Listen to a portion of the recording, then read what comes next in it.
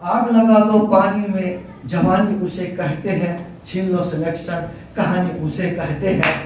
तो इन्हीं शब्दों के साथ आज चौहान कॉम्पिटिटिव सेंटर मधुबनी के गांधी चौक, क्योंकि डेली करंट अफेयर्स की क्लास यूट्यूब पर मिलेंगे। तो आज का पहला प्रश्न है कि हाइड्रोजन से चलने वाली ट्रेन की शुरुआत विश्व में सबसे पहले जर्मनी ने किया। कौन सा देश ने किया है? जर्मनी ने किया है। और ये जर्मनी विश्व का पहला देश है जिसने हाइड्रोजन से चलने वाली ट्रेन की शुरुआत की है। इसके बाद आपको शुरुआत किया है चीन। तो विश्व के दूसरा देश बन गया चीन जिसने हाइड्रोजन से ट्रेन की शुरुआत किया। और चीन की राजधानी है, इसकी राजधानी बीजिंग है। और चीन विश्व में सबसे अधिक जनसंख्या वाला देश है। विश्व में सबसे अधिक जनसंख्या वाला देश है। और इसके बाद विश्व में दूसरा जनसंख्या वाला देश मेरा इंडिया भारत है। और हाइड्रोजन को भविष्य का ईंधन भी माना जाता है। हाइड्रोजन को भविष्य का ईंधन भी माना जाता है और पर्यावरण हितैषी गैस है। और हाइड्रोजन का जो है परमाणु संख्या और द्रव्यमान संख्या दोनों बराबर होती है। आइए मेरे प्यारे स्टूडेंट, दूसरा क्वेश्चन देखते हैं आज का। दूसरा क्वेश्चन है कि सियोल पुल, इसका हाल ही में उद्घाटन किए हैं वर्तमान राष्ट्रपति द्रौपदी मुर्मू। इस पुल का उद्घाटन किया गया है सियोल नदी पर। और ये नदी अरुणाचल प्रदेश के अंतर्गत है। किस राज्य में? अरुणाचल प्रदेश। तो अरुणाचल प्रदेश के अंतर्गत एक नदी है, उस नदी के नाम है सियोल नदी। और सियोल नदी पर सियोल पुल का उद्घाटन किया गया है और इसकी राजधानी है ईटानगर। अरुणाचल प्रदेश की राजधानी ईटानगर। और अरुणाचल प्रदेश ये भारत के सबसे पूर्वी राज्य है। ये भारत के सबसे पूर्वी राज्य है और भारत में सबसे पहले सूर्योदय अरुणाचल प्रदेश में ही होता है। और भारत में एक नदी भारत में एक नदी प्रवेश करती है अरुणाचल प्रदेश में, जिसका नाम है ब्रह्मपुत्रा नदी। ब्रह्मपुत्रा नदी। और ये ब्रह्मपुत्रा नदी निकलती है ये ब्रह्मपुत्रा नदी निकलती है तिब्बत में स्थित है मानसरोवर झील से निकलती है। कौन सी झील से? मानसरोवर झील।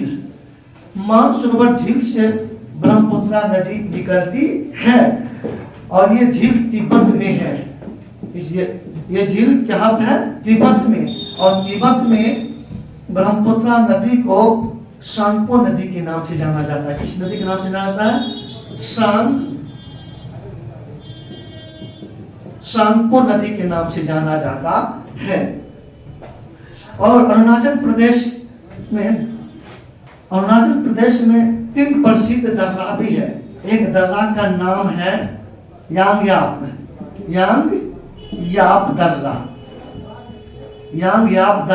दूसरा है द्वीफू दर्रा। ये दर्रा बड़ा फेमस है। आइए मेरे प्यारे स्टूडेंट, आज का तीसरा प्रश्न देखते हैं। तीसरा प्रश्न है वैश्विक परिवार दिवस प्रत्येक वर्ष कब मनाया जाता है? तो मेरे प्यारे स्टूडेंट, वैश्विक परिवार दिवस ये प्रत्येक वर्ष 1 जनवरी को मनाया जाता है। 1 जनवरी को मनाया जाता है प्रत्येक वर्ष। इसका उद्देश्य है शांति, प्रेम और एकता को बढ़ावा देने के उद्देश्य से। इसका उद्देश्य है शांति, प्रेम और एकता स्थापित करने के उद्देश्य से ये दिवस मनाया जाता है। इस दिवस की शुरुआत हुआ था 1999 ईस्वी से हुआ। इसके साथ साथ और जनवरी माह का 4 दिवस महत्वपूर्ण देख लेते हैं। जिस प्रकार से 23 जनवरी को पराक्रम दिवस मनाया जाता है। 23 जनवरी को पराक्रम दिवस मनाया जाता है सुभाष चंद्र बोस जी के जन्मदिन पर। आइए मेरे प्यारे स्टूडेंट, 25 जनवरी को राष्ट्रीय मतदाता दिवस मनाया जाता है, क्योंकि 25 जनवरी 1950 ईस्वी को 23 जनवरी 1950 ईस्वी को भारतीय निर्वाचन आयोग की स्थापना किया गया था। भारतीय निर्वाचन आयोग का स्थापना किया गया था। इसी उद्देश्य से अपना लोग प्रत्येक वर्ष 25 जनवरी को राष्ट्रीय मतदाता दिवस मनाते हैं।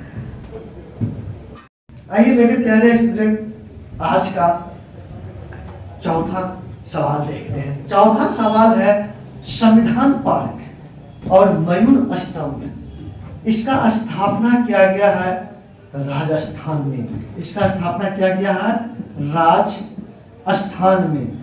किसका? संविधान पार्क और मयूर स्तंभ का। लेकिन इसका उद्घाटन किया है वर्तमान राष्ट्रपति द्रौपदी मुर्मू ने।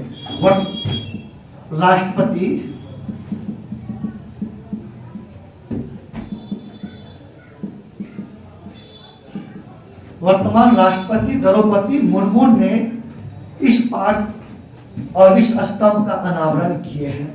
और राष्ट्रपति, ये वर्तमान राष्ट्रपति भारत की दूसरी महिला राष्ट्रपति है। ये भारत की दूसरी महिला राष्ट्रपति है, जबकि भारत के प्रथम महिला राष्ट्रपति श्रीमती प्रतिभा देवी सिंह पाटिल है। और ये भारत के प्रथम आदिवासी राष्ट्रपति है, जबकि भारत का प्रथम राष्ट्रपति डॉक्टर राजेंद्र प्रसाद है।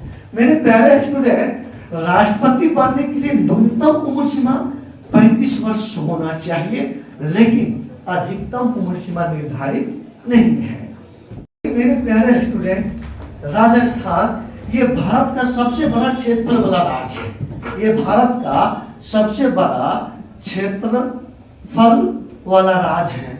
और राजस्थान के अंतर्गत एक पर्वत है जिसका नाम है अरावली पर्वत। आइए, अरावली पर्वत यह भारत का सबसे प्राचीन पर्वत है। यह भारत का सबसे प्राचीन पर्वत अरावली पर्वत, जो राजस्थान राज्य के अंतर्गत है।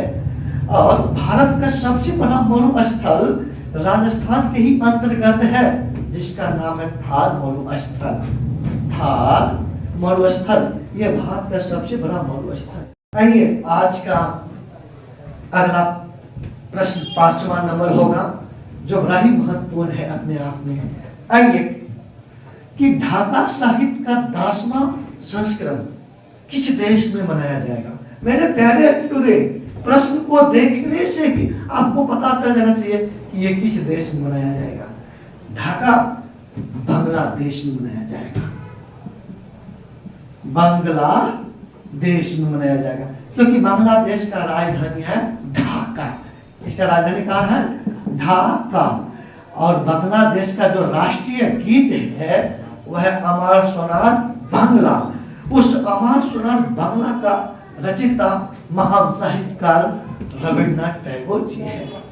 अब आइए, ये बांग्लादेश किसी समय ये देश का जो किसी समय ये पूर्वी पाकिस्तान के नाम से जाना जाता था, पूर्वी पाकिस्तान। लेकिन इसकी सीमा भारत के साथ लगता है, और भारत का सबसे अधिकांश सीमा बांग्लादेश के साथ ही लगता है। और बांग्लादेश का मुद्रा का नाम है टाका। टाका। और बांग्लादेश, भारत का एक राज्य है त्रिपुरा। त्रिपुरा भारत का एक राज्य है त्रिपुरा, जो 3 ओर से सीमा लगता है बांग्लादेश के साथ। और त्रिपुरा की राजधानी अगरतला है। और त्रिपुरा से होकर के, इस राज्य से होकर के कर्क रेखा भी गुजरती है। और ये कर्क रेखा भारत के 8 राज्यों से गुजरती है, जिसका मैं आगे वीडियो में इसके लिए मैं ट्रिक लेकर के आऊंगा। और आज जो कैरेट हुआ है, इस कैरेट को आप लोग ध्यान से सुनिएगा। लाइक भी कर दीजिएगा और शेयर भी कर दीजिएगा। बहुत बहुत धन्यवाद। मेरे प्यारे स्टूडेंट, मैं जाते जाते आप लोगों में कुछ सुना के जाता हूँ। रख हौसला वो मंजर भी आएगा, रख हौसला वो मंजर भी आएगा, प्यासे के पास चलकर समुंदर भी आएगा। थक कर न बैठ मंजिल के मुसाफिर, मंजिल में मिलेगी, मिलने का मजा भी आएगा। बहुत बहुत धन्यवाद।